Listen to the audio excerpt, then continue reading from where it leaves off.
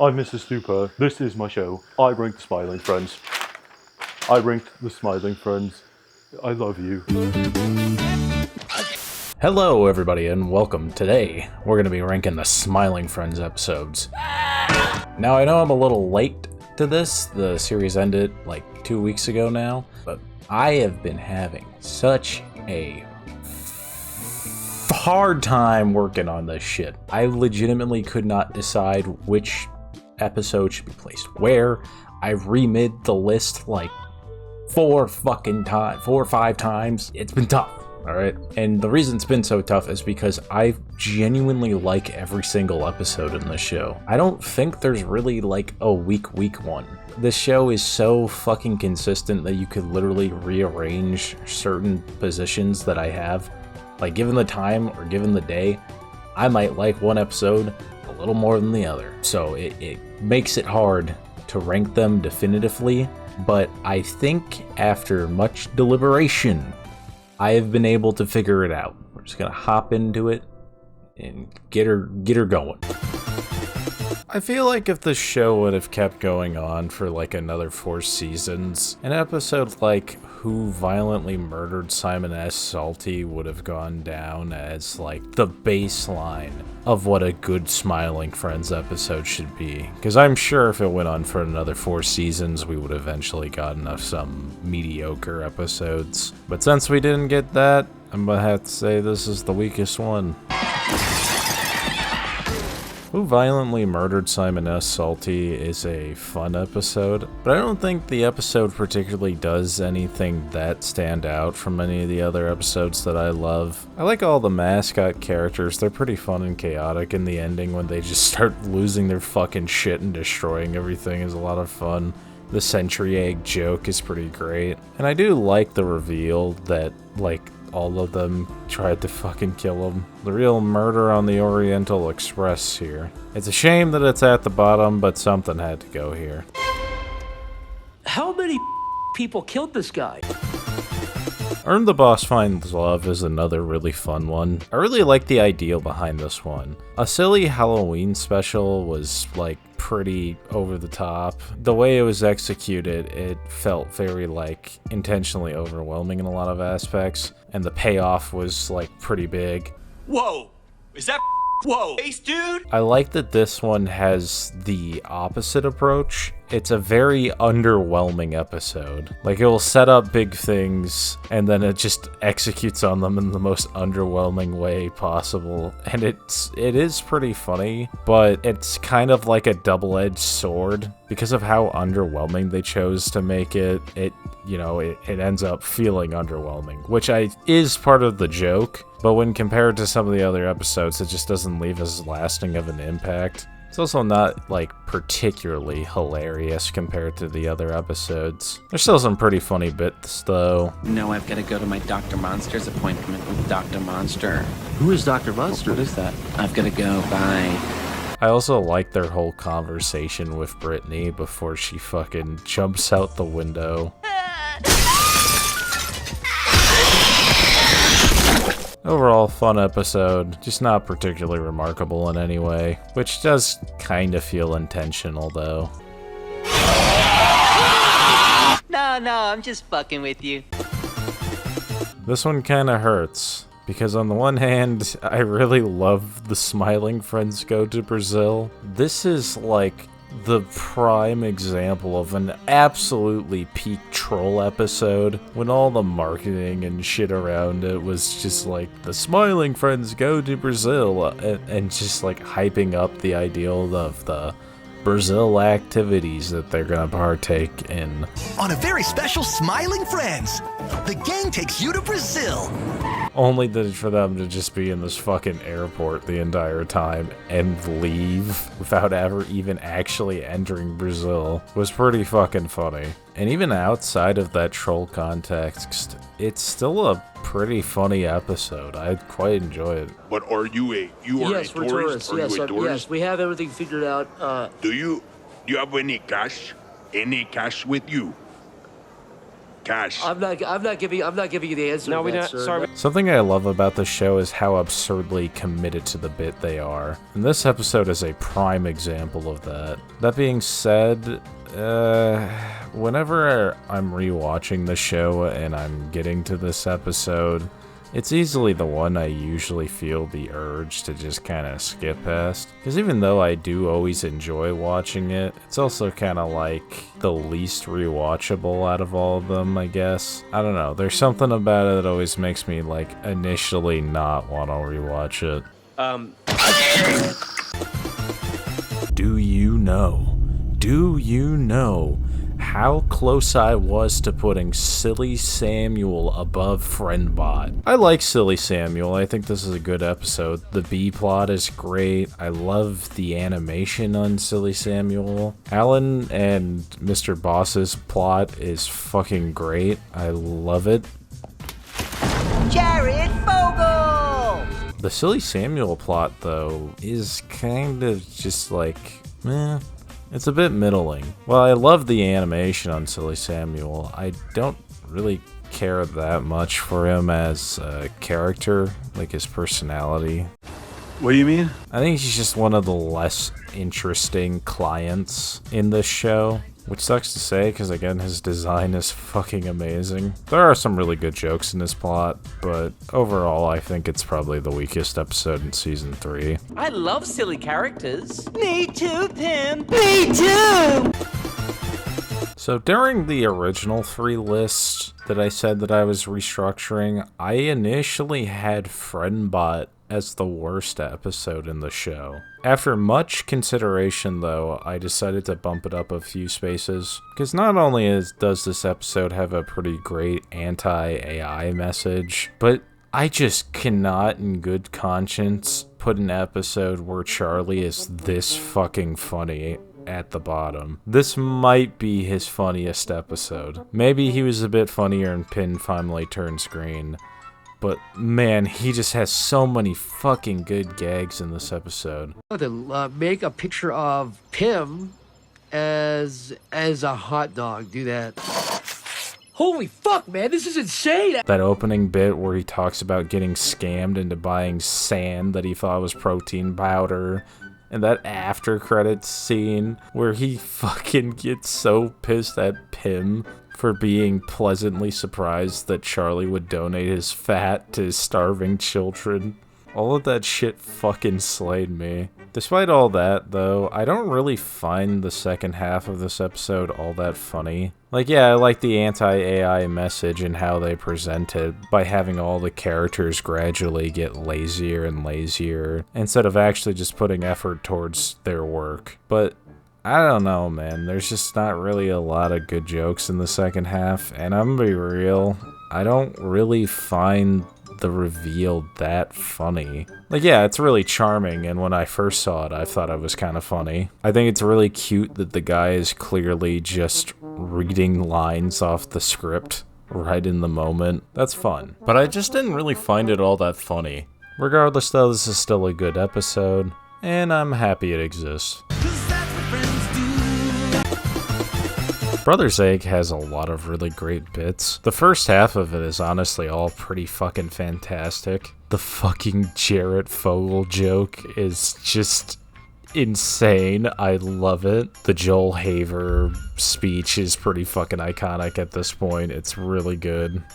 Get the fuck out! The fucking Pim and Charlie Spanish bit also kills me. Despite all of that, this is yet another one where I feel like the second half of the episode just really isn't quite as funny. There's still good jokes like always, but I don't know, it doesn't keep up that same level of comedy that the first half has. I do really like Charlie's little end bit where he talks about being stressed all the time and just not liking living in this world. It was pretty funny just to see him acknowledge just how fucking insanely chaotic the world is. Overall, to repeat myself like I feel like I've been doing a lot, really good episode. The Silly Halloween special has the best ending in the whole show. Whoa! Is that blackface dude? Pretty much after Pym gets sent off into the woods, the entire episode from that point is very intentionally devoid of humor. It all leads and builds to the ending, and they do the horror aspect pretty effectively.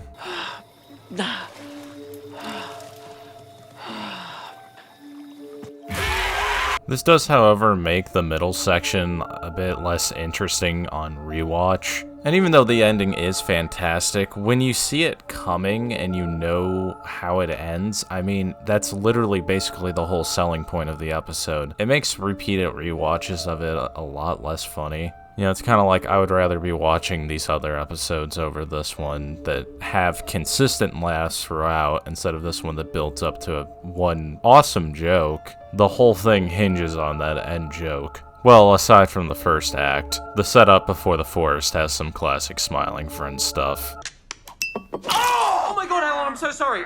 I fucking love the rickety bridge, dude. Don't go beyond the rickety bridge. Overall, I do still love this episode, but I think as a whole package it offers less than a lot of the other episodes. Pym, Charlie, and Bill versus the aliens was an episode that I just absolutely fucking loved when I first watched it. Over time, though, I feel like it's gotten just a bit less funny to me as an overall package. I still really like the opening scene. Got a lot of great jokes there. Oh my god, it's real! I was just fucking around before! Oh my god, it's a real UFO! But I really do think everything from them getting abducted onward just really doesn't have any like super funny bits until Charlie starts like getting really fucking angry and pissed off and screaming at the aliens.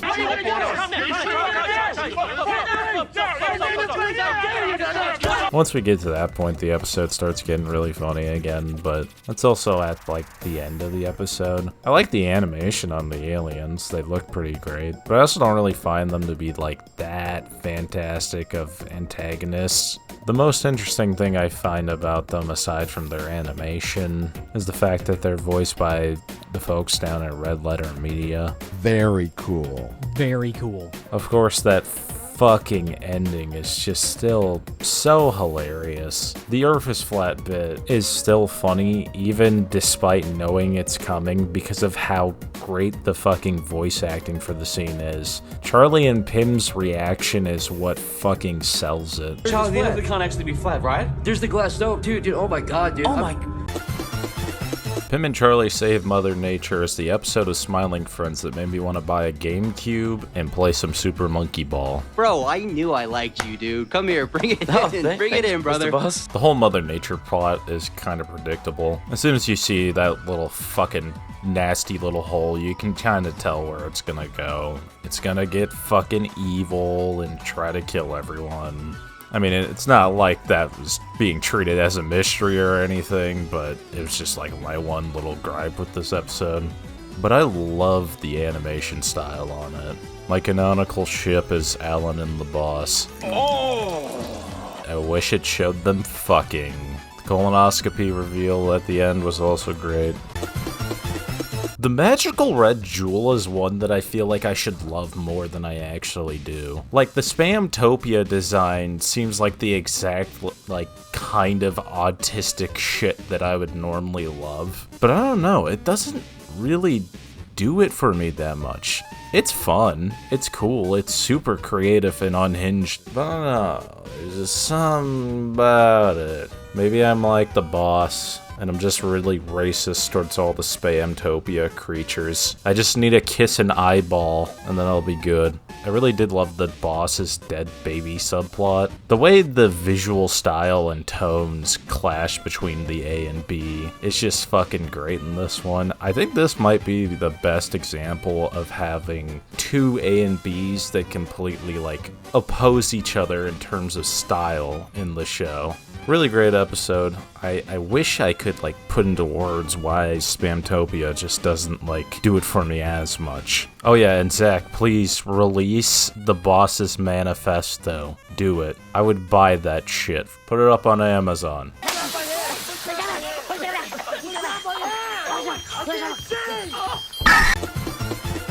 I originally had the Glep ep a lot lower, but upon rewatch I realized that was fucking stupid. This episode's good. It's really interesting getting to see an origin for the Smiling Friends. Wasn't something that I really ever thought I would even care to see, but then when you get it, it's like, oh. This episode has just like so many fucking good bits throughout as well. That fucking bit with the Founding Fathers killed me when I first saw it. Glep making that Emperor kill himself with his little silly dance. And of course, the bubonic plague bit. Wait up, man. What the You started the bubonic plague? Huh? You think that's funny? What the man? You. It's kind of crazy that Glep only got like 2 episodes throughout the whole show where he got to be a main character of an episode of some sort. I mean, I get it, you know, he just speaks fucking gibberish. I understand. It's difficult to make plots around that sometimes. But this episode was very entertaining. If they ever come back with the show, I would like another Glep ep. Guys, come on, can we all say a prayer for the victims of the plague, please? Yeah.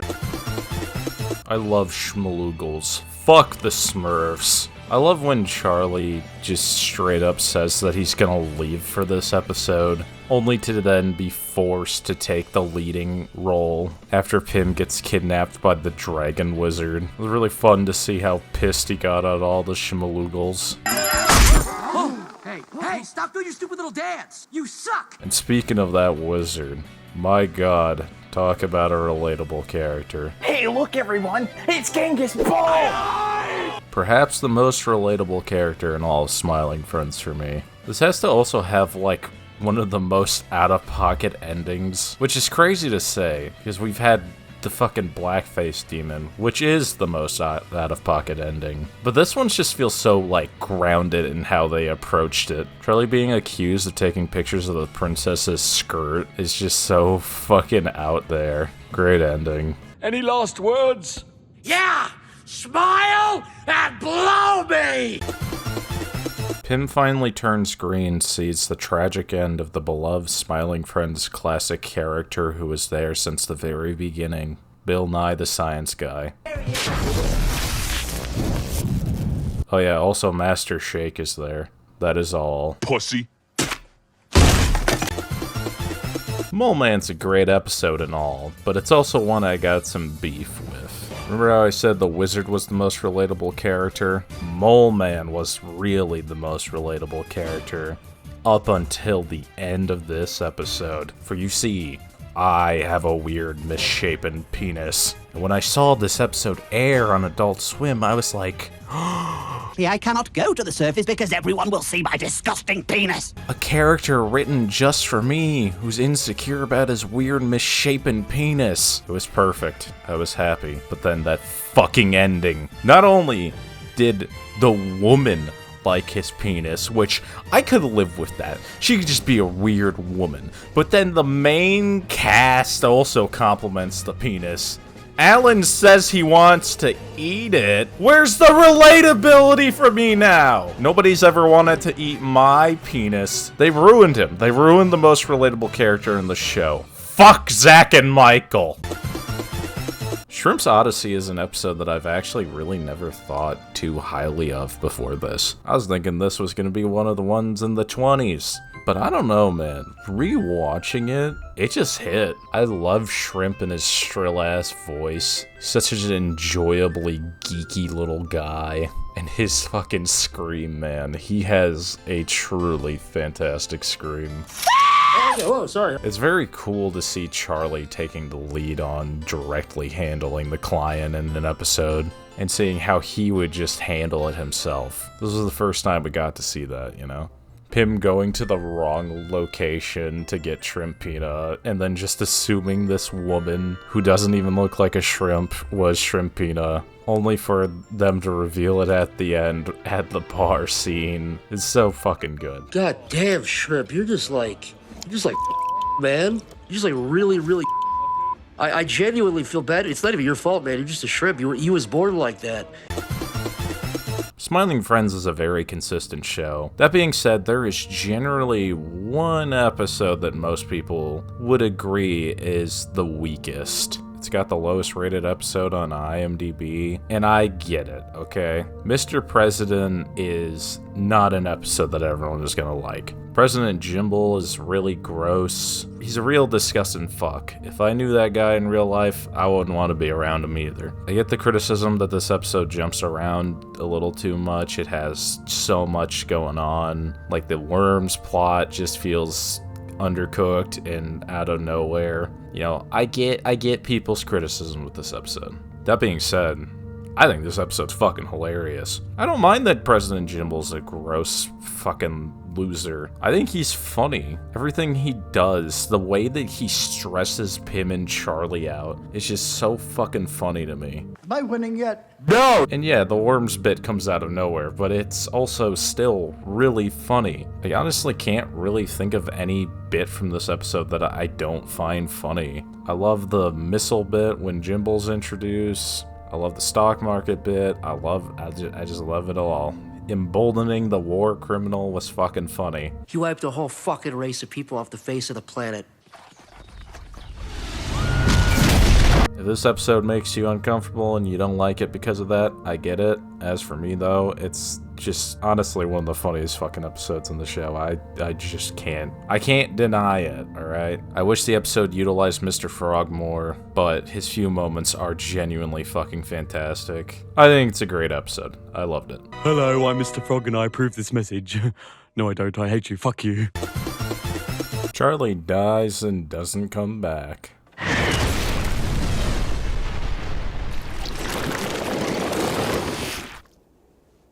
They fucking lied. I could barely explain the nutty adventure I just went on. So I'm not going to. I don't want to talk about it. I see the devil. This is a fun episode. I like that Charlie's whole goal in this episode after brutally dying is that he has to help Satan. And then when he meets Satan, he's just doing the same shit Charlie was doing at the beginning of the episode. Satan's animation in this is fucking awesome. I love it. And then Guilford Godfrey playing God? What a fucking casting choice. Absolute peak. Merry Christmas! I don't really have too much to say about the Enchanted Forest. This is easily still the episode that pushes Pim the farthest. I mean, yeah, Green Halloween Witch did push it farther, but that's also not canonical. It's pretty cool to see him completely devolve into a little goblin guy. I mean, it's just fucking Gollum, but it's still neat.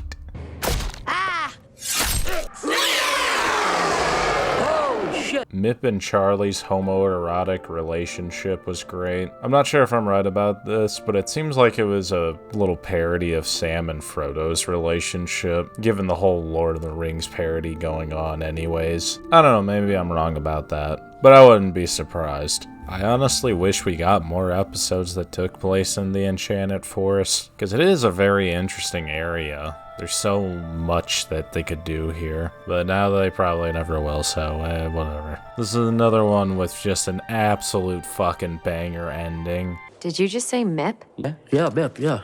Oh my god. He was the entire reason I haven't been able to smile for my portrait. He's my stalker. Feels like season 1 was really just like hitting the home runs with those absolutely fucking insane ends for their episodes.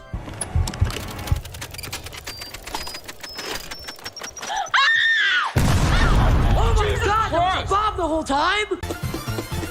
I am not even gonna bother trying to fucking pronounce that. There was just no fucking way I could do it. If I try to pronounce that, I'm gonna accidentally say like 15 slurs in the process. It's not worth it, man. This episode serves as the grand finale to the Mr. Frog trilogy. The greatest trilogy in all of cinema. Get fucked, Peter Jackson. Like, you want to fuck my girlfriend? This episode has just so many fucking good jokes, so many bangers. And there's also a lot of sequences here where the animation really just pops the fuck off.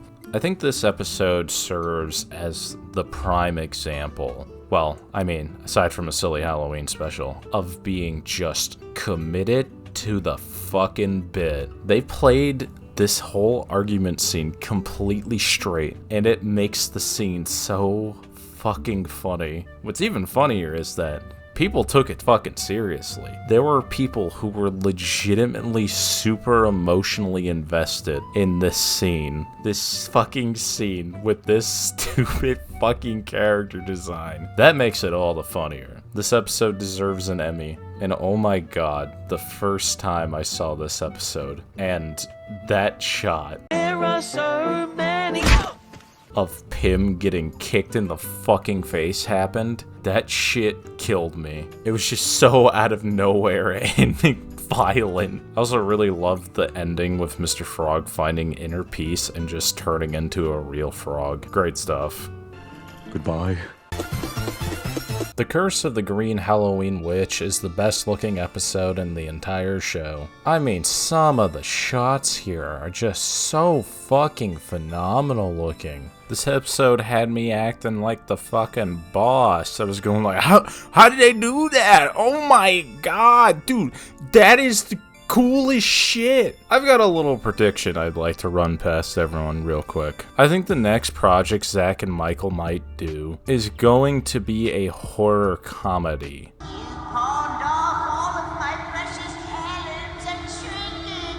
sorry, Mommy. I needed the money for my gaming PC. I mean, it's very clear that they could do it. I think the episode blends that horror and comedy very well, without one overtaking the other completely at least. Yeah, that was kind of the issue with Silly Halloween Special. It was either all in with the comedy or all in with the horror. This one manages to splice it in far more frequently. That being said, a Silly Halloween Special definitely still has the better ending. This one kind of just evolves into crazy shit happening, which is fun. I liked it. But it kind of feels like it had that same issue as the other Halloween special. Like they just knew there was no topping that first season's Halloween special's ending. So they just decided, fuck it. Let's just make the ending feel intentionally underwhelming. Although here it works a lot better than with the second special. I love that the boss just chokes the bitch out. It was really fucking funny. And that after credits scene is fantastic. Is it okay if you can still suck it tonight? It's just you said you would before. Is that still okay? Desmond's big day out. The one that started it all, baby. How are you doing? Oh my god! Whoa, whoa, whoa, whoa, whoa! Oh my god! Whoa, whoa, whoa! Hello. This episode is still just so fucking good. It's crazy how they just hit an absolute home run right out of the park. I legitimately think this episode will go down as like one of the best examples of a first episode for a TV show. Right up there with the start of Futurama, man. This shit slaps. It really feels like the show just had such a strong sense of identity right out the gate. Why are you fucking here, man? You're so old. Where's your wife? Go home to your family, dude. The episode pretty much perfectly demonstrates the relationship between Pym and Charlie, the differences in their personalities, and how instantly likable both of them are. I know it's our job to help this guy and everything, but I think this guy's a lost cause. That's nonsense, Charlie. We've never given up on the job so far. Same goes for Alan. Nobody takes Alan's precious piece of cheese and gets away with it. Mr. Boss isn't really all too well defined with this first episode, but that's fine. You get the point of what he is, you know, he's a weird dude who's the boss. And then they would expand on that in just so many beautiful ways. Desmond is still one of the best clients in the whole fucking show. His pure depression matched with Pym's unyielding optimism is just so fucking fun to watch. If you can't help me, I'm gonna f***ing shoot myself and make you two watch. Okay, not sure about that, but yay! He really is a perfect first episode client for these characters. He is my second favorite client in the show. This episode's still amazing. It was a fantastic start for the show. I love it. I love Desmond, Charlie. I love Desmond! That felt good. Alan's adventure is just a bunch of fun bullshit happening for what feels like no fucking reason, and I am all here for it. The energy this episode has, it's just non-stop. During that middle section, it's just always going, and I love it. When this episode first came out, it was also easily the best animated episode we had gotten at the time. I remember seeing many people be incredibly impressed with this missile shot, me included. It's just an absolutely fantastic bit of animation. This whole sequence is just incredible. And my god, the landlord. I was obsessed with this creepy little motherfucker. He's such a charming, devious little guy. I love him. His whole spill about playing Burnout Revenge for the PS2 lives rent-free in my fucking head, dude. I also really like that the whole motivation for Alan here is literally just to get a box of paper clips. Something so fucking mundane, and then it just becomes this whole fucking absolute nightmare for him. Makes the situation funnier than I think it would have been if he was actually doing something of genuine importance. So I didn't realize this until just editing, but the paper clips he's getting is just like, it's a callback to Season 1's first episode. I didn't realize that until editing for Desmond's section. Because obviously he's counting the paper clips and shit. He also gets fucking stabbed with a paper clip. So, paper clips are just the bane of fucking Alan's existence, I guess. And Alan's reward at the end of the episode is just beautiful. Open your hands up, son. I don't really want this. Mr. Frog is my favorite client in the show. I love this stupid motherfucker so much. This design is beautiful. He is the most wonderfully unhinged motherfucker in the world. I love his stupid fucking, hello, hello, sorry, goodbye. The dumbass way he talks, man. I love everything about him. He is perfect. Drug addictions and all. This episode is a great exploration of toxicity in Hollywood. I said that right. I said toxicity, right? I think I said that right, yeah. Showing how the executives, who are often afraid of being too toxic and overly controversial, are usually they themselves the most toxic human beings you will ever encounter in your whole life, and are also completely oblivious to it. The producer is such an abusive asshole throughout this whole thing. It makes for a very satisfying end when he ends up failing, and is, I think, the ideal portrayal of these dumb, out-of-touch executives who invest way too much money into these projects that are usually complete and utter soulless shit. You've been replaced, and here's the contract to prove it! I do wish Glep got a little bit more of a retribution at the end there. You know, maybe he could have had his little moment where he spit and then the audience started laughing. I don't know, it just kind of feels like he gets a raw deal here. It's like a really minor gripe with it though. If Desmond's attracted me to this show, Mr. Frog proved that this show was worthwhile. It was not just a one-hit wonder. It was the proof that this show would be a masterpiece. Squim returns after the tragic events of 2001, baby. Squim's great. I love his design and animation so fucking much. Something you may have noticed by now, episodes that have particularly fantastic animation get a lot of favor in my mind. Obviously, it's not like the only trait that makes an episode great. Ultimately, it all comes down to how funny it is. But man, that when the animation in the show pops off, it gets so many like bonus points in my mind. It was a nice change of pace to have Pym partnered with someone who is far more optimistic than he is, and to see him gradually become more annoyed with it. You know, it's like Pym coming to that realization that maybe always being optimistic non-stop about everything isn't always the best way to go about things, while also giving him like a little taste of his own medicine, you know, maybe making him realize that his hyper-optimism could be a bit annoying sometimes as well. But I also love how the episode shows why Pym and Charlie are such a great duo. You know, Pym's optimism paired with Charlie's Charlie's casualness. We'll just say Charlie's casualness. I'm sure there's a better word that would fit him, but that's what I'm going with. The two really even each other out very nicely. And by having an episode where they're not together and instead putting Pym with someone who is the extremist version of his own personality really highlights that factor. Oh, speaking of Charlie, his plot in this episode is also pretty fun. I love the phone call with the fucking boss calling him a dirty little fucking rat. And then him actually getting sick because he ate parasite kebab. Fucking genius. I feel like an underappreciated joke in this episode too is the doctor that takes the parasite and is just looking at it. He's like, oh, you are so fucked. You're so fucked. Yeah, I love Squim Returns. Not only is it a really great and funny episode, but it highlights the strengths of the show overall. Stop shooting! Shots fired, shots fired. Do a little squib, make a little love, get down to that.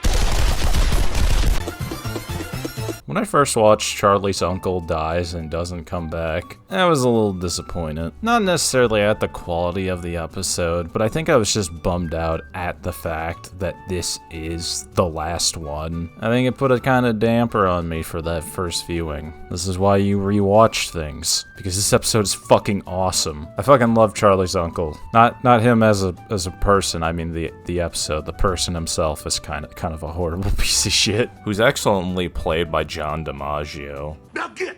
Go get it! Okay. The episode's awesome. I fucking love the absolutely insane chaotic energy that is carried throughout this entire episode. And then how it slows down with Alan's and it has like that whole little romance going on. If I had to like pull one criticism out of my ass for this episode, I do kind of wish the A and B plots converged in a slightly better way. You know, the A plot basically just ends, and then Charlie and Pym just happen to be walking on the dock where Alan is, you know. And then the dog fucking attacks him, revealing the landlord, which, by the way, fucking best shit in the world. I find it very funny that both of the final episodes end with like a fucking Scooby-Doo-esque face reveal. I definitely prefer this reveal much more than Friendbots though. It being the landlord was something that I was just genuinely not expecting at all. And it was a great cap for this series to at least acknowledge that little cliffhanger they had at the end of Alan Adventure. My date turned out to be my landlord and he tricked me and I got a red rocket from him. Oh. I don't even really know how they could have converged these plots together, though, in a more natural way. It's just something that I kind of just pulled out of my ass, to be honest, to just have something turn it into fucking Jimmy. This episode pretty much just has everything I like about Smiling Friends, though. Pure insane, chaotic energy with incredible jokes. I think that's your brain, man. Yeah, I'd put that back in your head if I was you. Fuck you, don't tell me what to do, motherfucker! I fucking love that stupid dog, dude. He looks so fucking dumb. His stupid, like, animation is so great. And the ending when fucking Clep is riding him. Peak. Absolute peak. A fucking perfect final scene. With the boss freaking out. It leaves off letting you know that these characters are just gonna keep doing their goofy bullshit. And I think that's kind of the best ending you could give Smiling Friends. It's not really a show that needs like a super conclusive, and here's where they all ended up ending, you know? Just something nice, funny, that gives the audience the impression that they'll never stop being chaotic goofballs. Maybe I'll end up lowering my opinion on this episode sometime in the future, but as of right now, I think it is a good number 3.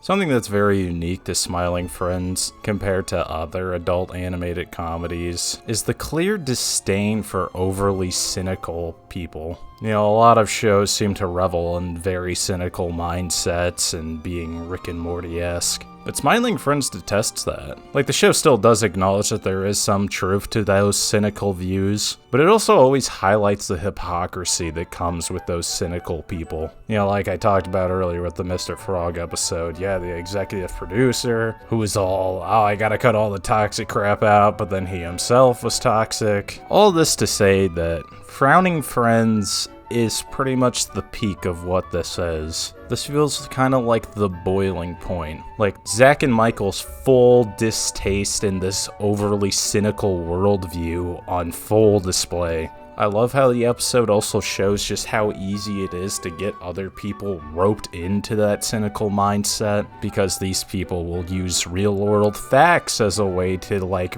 bring you down and mold you into what they want. It's a pretty realistic depiction of fear-mongering and using that fear to groom people into your ideologies. That way Grimm can use them to genocide the Puerto Ricans, I guess. We can finally eradicate all the Puerto Ricans on the planet! What did he say? Huh? I mean, make everyone on the planet frown! But like most cynical, fucking outspoken, genocidal maniacs, they end up succumbing to their own hypocrisies. Nothing matters because we're all gonna die someday! Hey! No, please don't kill me, please don't, no, I don't wanna die, please don't kill me, please don't. Ending the episode with Grimm clearly being just full of shit about his worldviews on life by having the boss come in and be like, oh, calm down, man, I was just gonna shoot you, is such a great end for the episode. I also really love how this episode, despite the fact that Mr. Boss is going crazy for most of it, highlights why he would even run a business like Smiling Friends. Like, yeah, he's a fucking insane, crazy person, but even by the end, he still actively tries to cheer up the person who was ruining him. Hey, don't cry. You should be happy that your idea was so good that it drove me bonkers with jealousy. That's at my core what I really love about Frowning Friends. And on top of that, it's also fucking hilarious. This episode has, like, so many of the best side characters in the whole fucking show. DJ Spitz. Okay, what's the escort? Nobody's messing with your head. Nobody's messing with your head. Let's just put, no, nobody's messing with your head, man. Nobody's messing with your head. 3D Squelton? You telling me you don't fuck with 3D Squelton? I truly do feel like this episode just represents everything great about Smiling Friends, but it's still not my number one. Dude, I couldn't focus on what you were saying with that thing on your face. As I stated, I had a very hard time with this list. I've been moving shit around constantly, yada yada. I already spilled about that. Despite that though, throughout every iteration of this list, one thing always remained consistent. Gimli was my number one. Ew, ew, ew. This is easily my favorite episode of Smiling Friends. I mentioned how Desmond was my second favorite client in the show. Honestly, he might be tied with Gimli though. I love this motherfucker. He is so incredibly quotable. And I'm gonna say what nobody else is willing to say. America has a fat law crisis. And his animation style is something that has just always mesmerized me. I love the way he looks. It's so cool. On top of the fact that he's really fucking funny. He's hilarious. I love this bugger and his prolapsed anus. I see your solo career is going successfully. Oh, I swear to God, if I had my Gimli gun on me right now! It was really fun to start off the season with Alan and Pym teaming up. It was an interesting dynamic to start the season with. I love how much of a psycho Alan is in this episode. He kind of does a lot of fucked up shit. See you now. Watch, he startled me. And Charlie's B-plot just being tortured by this fucking maniac is just so much damn fun. That stupid fucking fat CEO. If there is ever an instance of a CEO being corrupt, you already know someone's gonna post a meme comparing them to this fucking guy. This little double-dipping chicken nut butter squatter motherfucker. He's so funny. God, look at him. It was also really refreshing at the time when this episode came out to see a television show address the horrible way modern CEOs of gaming companies handle and manage, their fucking games. I can't personally think of any other shows that have directly criticized video game companies for how they treat their IPs. It's something that's pretty wholly unique to this show. I mean, unless there's a bunch of popular examples that I'm just unaware of. That's always a possibility. But this episode really does just have it all for me, man. It is the all-encompassing episode of everything that I personally love about this show, amplified to its absolute best.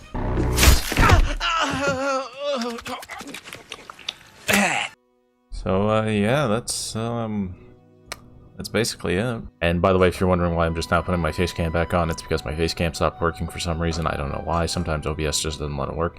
No clue why. Smiling Friends is easily one of my favorite animated shows. Even the weakest episode here, which is, you know, Salties, I still like a lot. Like, I still think it is objectively a good episode. Like, I'd still say it's like a good 7 out of 10 episode. Like, I do legitimately like it. Honestly, everything from like 25 onwards is an 8 out of 10 or higher in my mind. I love the show that fucking much. It is unfortunate that they decided to end it only after 27 episodes, but at the same time, you got 27 really good fucking episodes. Comment down below your ranking. I will actually read them, I promise. Unless there ends up being like a billion comments, in which case I don't think I physically could read all that. I'm not gonna say exactly what the next video will be, but yeah, some projects that I want to be working on here. Resident Evil Welcome to Raccoon City video I want to try to get out before the end of May. About the fucking manga of fucking Ghost in the Shell, so I'll probably do a video about that before the new show comes out. Anyways, thanks for watching. Like and subscribe for more, and have yourself a good day. Bye.